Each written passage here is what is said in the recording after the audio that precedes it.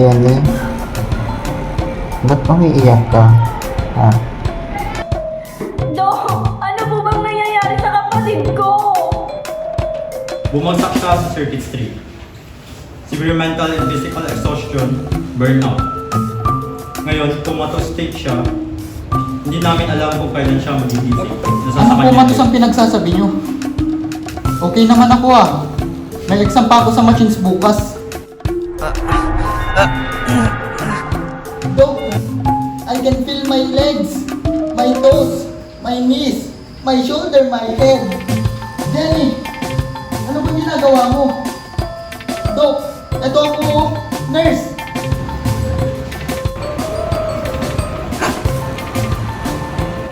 Jenny! Ano bang ginagawa mo? Eto ako! Please pray for my kuya. Doc!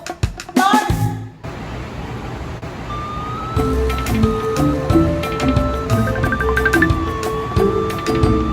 Ano?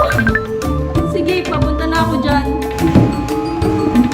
Dok, saglit lang ha. May aasikasuhin lang ako. Nurse! Ano bang bahala? Di mo ba ako nakikita, Jenny? Eto ako! Eto ako!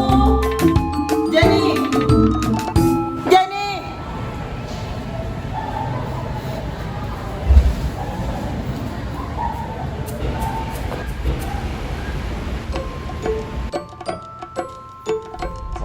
Who are you? Magandang gabi sa'yo, Benji! Nakikita mo ako? Patay na ba ako? Technically, hindi. You are experiencing an out-of-body experience. May iba-ibang terms sa tawag dyan. Astral projection, soul travel, or spirit walking.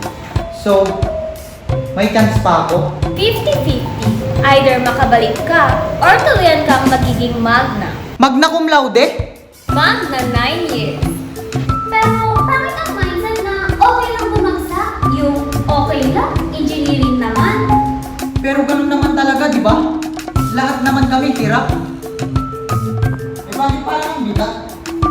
At bakit hindi pa ako patay?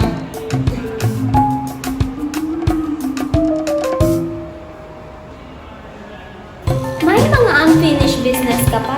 Hindi mo tinanong ang sarili mo kung bakit ka ba nag-engineering. Hindi mo inalagaan ang katawan mo at ginawa mong kalaban ang sarili. Gusto ko lang naman patunayan na kaya ko. Kaya mo, pero hindi mag-isa.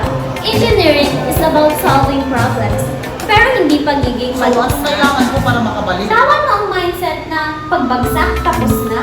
Accept failure as feedback, not identity. Magpahinga, humingi ng tulong, mag-aral ng may sistema, hindi puro panic mode. So, tatagos ba? Kailangan mong i-figure out. Hanggat humihinga ka, may chance ka. Oh, tumatagos na nga ako eh. Naliligaw pa ako. Eh, paano nga ba ulit bumalik